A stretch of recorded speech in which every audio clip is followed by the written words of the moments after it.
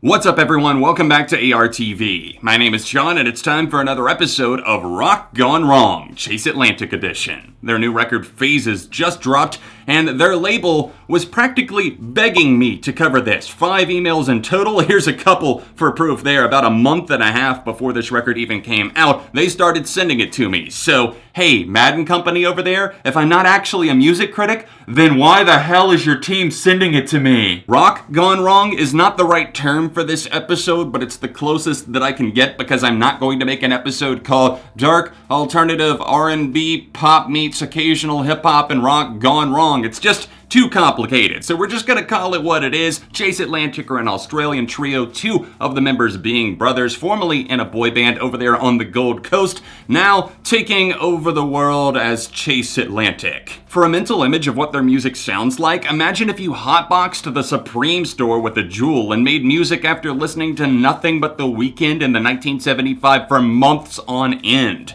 Out comes Chase Atlantic, not so fresh from the oven. The Weeknd and the 1975 are both artists that I generally like, especially the 1975, but Chase Atlantic are missing one gigantic element that makes their music work so well. Personality. Chase Atlantic seem to believe that personality is something that you can buy at the store, but mood and tone should come naturally during the recording process for an album, an EP, or a single, which is probably why the majority of what I'm hearing here sounds forced or even downright fake. The writing ranges from self-loathing to downright degrading in places, bouncing violently between topics of mental health to the classic stealing yo girl and putting a molly on her tongue. Nothing like a good old-fashioned mental image of these whiter than even me dudes in Chase Atlantic rolling up in their Gucci fanny packs to fuck on my bitch. I'm shaking over here. Some bands like to think they create a perfect storm when they put together a wide range of genres into their music, and for what it's worth, they did a better job at blending pop, rock, and R&B on their debut self-titled album. It's a record that I really don't mind at all. In fact, there's some good songs on there that I do enjoy. It's just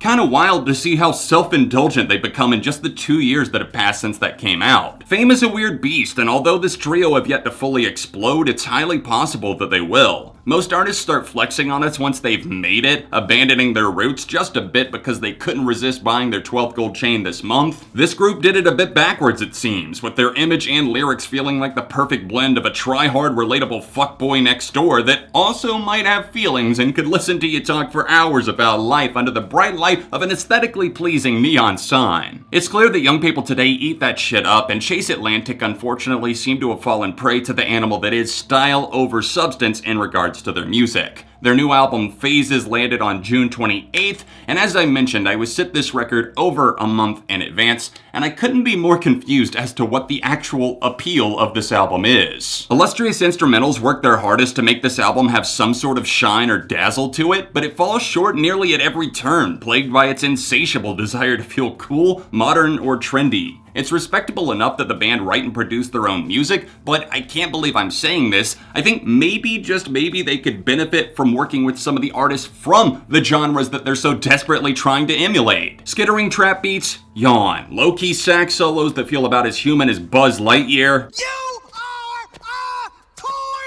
Hard pass on most of those too, although it occasionally sparks some creativity that I just wish they had followed up on some more. The rest of the album, instrumentally speaking, is just a mishmash of dark retro wave alternative R&B with a splash of guitar here or there that normally just ends up blending in with the regurgitated percussion that I know you've heard from pretty much any other popular artist out there right now. That's all great and generic and all, but not inherently offensive or awful, just more of a dull droning ache that couldn't serve as much more than background music, but alas, we haven't even gotten to the part of Phases that is just so insufferable, what makes it almost unlistenable for me in places. 2 words, their vocalists, or if you prefer it, Mitchell Cave and Christian Anthony. On most tracks, Mitty takes the lead, and it's honestly saddening to see how much he's attempting to sound like literally anyone else in the pop trap crossover R&B field right now. There's copious amounts of autotune to drown out much of what we're hearing, and hey, if the shoe fits, wear it, I say. It's not that extra autotune can't ever be a good thing, but here, it masks any real feeling or emotion that we might have gotten from the words that he's singing, or I guess I should say talking given his vocal style that's very slow with the delivery, very whiny. At times they do hit a sweet spot and achieve the aesthetic that they were gunning for. Her is a really solid banger that calls back to what I did like about their first record. The spacey atmosphere works really well to drive Heaven and Back, pushing more of a synth pop agenda musically, which works a lot better for the vocal style. It's times like these when they stop trying so damn hard to portray themselves as, whatever the hell they've been trying to portray themselves as, that they actually break through to enjoyable listening territory. Moving backwards creatively is never a good sign, and that's the turn that Phases takes a good 75% of its runtime. Instead of focusing in on what really worked for them on their debut self-titled album, they spread their cheeks wide and shit out the likes of Too Late and Even Though I'm Depressed, the absolute worst songs on this record. Too Late is that classic, I stole your girl, haha, bet she likes me, bet she's gonna date me and not go back to you moment that we all love and cherish so dearly. My only request is that next time, MIDI, could you sing it with zero sense of irony or self-awareness?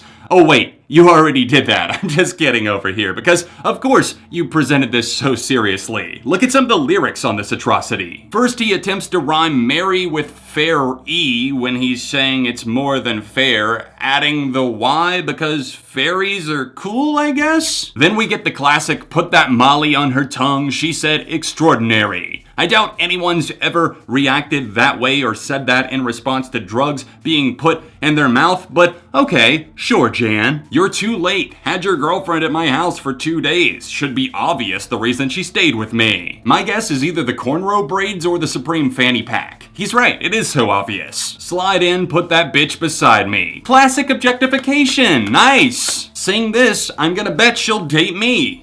Can we just get past this dumbing down of other human beings to making it seem like they're nothing more than leverage in an argument like, you better back off, bro, I'm gonna date them, bro, you watch out, or I'm gonna fight you, which actually leads us perfectly into our next song, Even Though I'm Depressed. The last song I heard that had a message this confusing or conflicting was probably You Need to Calm Down by Taylor Swift, which couldn't decide if it was an LGBT anthem or the perfect opportunity to talk about her haters for the 1000th time. Even Though I'm Depressed sits on the fence, as the song itself says in the lyrics, constantly and obnoxiously fluctuating between the thought of I hate my life, but life is beautiful. If it was just that, I'd probably go a little bit less hard on this one, and I would have some show of good faith for Chase Atlantic, but they use mental health here as a topic to get people paying attention, to get everyone in the door and caring like it's all serious, but then they flirt with it like it's a girl across the bar that possibly just winked at you, but you know that they probably didn't. Things cross a line in the second verse where MIDI sings, so I spend every second taking care of my brain, I might fill up the emptiness with diamonds and chains, and if you want to get the step in, you'll get punched in the face? What in the ever-living fuck are you talking about, man? You're taking care of your mental health by punching anyone that might say something to you? No wonder this asshole reminds me so much of Ronnie Radke. To sum up the majority of their other songs, it's largely just a contest between their two vocalists, Christian and MIDI, to see who can be the most lifeless behind the microphone. It drolls on into the title track, Phases, which sounds like a D-grade 1975 ripoff, which ironically had just come straight out of another D-grade 1975 ripoff, Angels. Somehow when they bring in the saxophone for mood, it just feels like an unhappy marriage between two things that probably shouldn't be together, and in this scenario, I'm the scared child cowering in the corner that just wants to get the hell out of there. Many of these tracks sound like replicas of a specific 1975 song, I Like America and America Likes Me, where Matty Healy drenched his vocals in autotune, although there was definitely a sense of irony to it. Chase Atlantic, however, haven't picked up on that at all. It's self-seriousness all throughout, all culminating in the final moment, I Don't Like Darkness, which possibly sounds more like it than any of the other songs.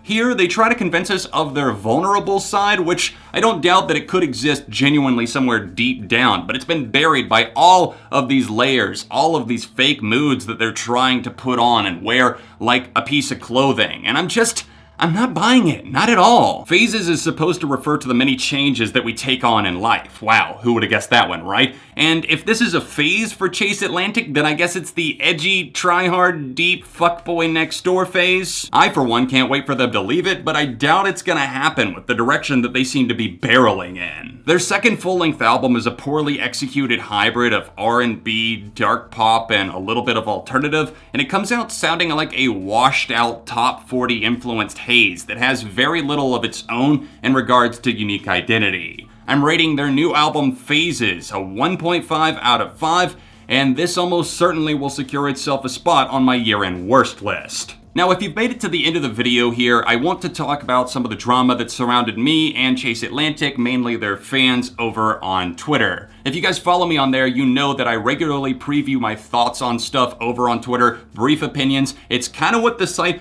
was meant for, and I threw up this tweet which basically talked about how I felt that Chase Atlantic took the most boring elements of The Weeknd and the 1975, not that the 1975 and The Weeknd were boring, and I put the puke emoji like it's just not for me, sorry, not on board at all. Chase Atlantic stans found this without me even adding the band and went absolutely nuts. Were harassing me, were going crazy. I put this out for my followers because a lot of people were asking my thoughts on it, and I genuinely just tweeted it out like I normally do. And I don't think I've ever encountered a fan base that have been this toxic and have gone to such lengths to kind of go out of their way to harass me. It's not always that they were making death threats or anything. They just knew what they were doing. They're being the crazy stans on Twitter that you see replying to things saying, oh, stream phases and then this and this and this guy's irrelevant, who asked you, everything like that. Well, first of all, who asked me? The band's fucking management team reached out to me many times, as I said already. People are going crazy on me, including like the band's representation, like Josh Madden, who works for Madden, the label that they're a part of, that management company there. He went off on me, seemingly out of nowhere, unprovoked. I was stirring up everyone, it seems. And obviously I rebutted him, then he deleted the tweets and then blocked me, so that says something right there. But most importantly, I want to talk about not just the fans, because yes, they were awful. Yes, they kept pushing my buttons and I just kept pushing the buttons back, as in mute and block. And the button here that I'm talking about was MIDI from this band. Obviously, Chase Atlantic are becoming a pretty big force. There's a lot of people that do enjoy their music, and I don't doubt that. This is all just my personal opinion. But MIDI did something that I feel is absolutely really, really wrong. It's really wretched to teach kids that follow you to do this. He went out on a limb and tweeted out, LMAO, fuck it, drag his ass, and that was obviously directed at me. It directly violates Twitter's terms of service to incite somebody to go harass somebody. In my years, I know that I've been very, very harsh. I've been very critical of people, but I have never said to somebody, go harass this person. That's absolutely fucked up. Fuck you to anybody, including MIDI, that does that. Yeah, fuck you, MIDI, for that. Appreciate it very much. I kept it about the music in this review. This is something that I'm tacking on at the end. To any Chase Atlantic fans that made it to the end of this video, I just want to say, no hard feelings. I get it. You're probably younger, the ones that were reaching out, threatening me, all these other things. I guess I get it. Please don't continue to do that, though. I hope that you can learn something and take something away from this. I blame your leaders out there, the role models right now. They're the ones to blame for anybody going to attack other people just because you don't agree. And again, at the end of the day, I mean, people are like, who are you? Who are you to send this? Well, I'm a successful music critic. I can stand up on my own 2 feet and say that. And honestly, I was sent this record from their very labels. So maybe you should talk to them next time before you're wondering why I'm bothering to listen to their music. Thank you so much for watching this video, guys. Don't forget to hit that like button while you're here. Subscribe for the love of music. If you want to see the last episode of Rock Gone Wrong, then tap right here or tap here for another recent review. All of my socials, including my Twitter, can be found in the description down below, along with my Patreon page if you'd like to help support the channel, and I'll see you soon for more right here on ARTV.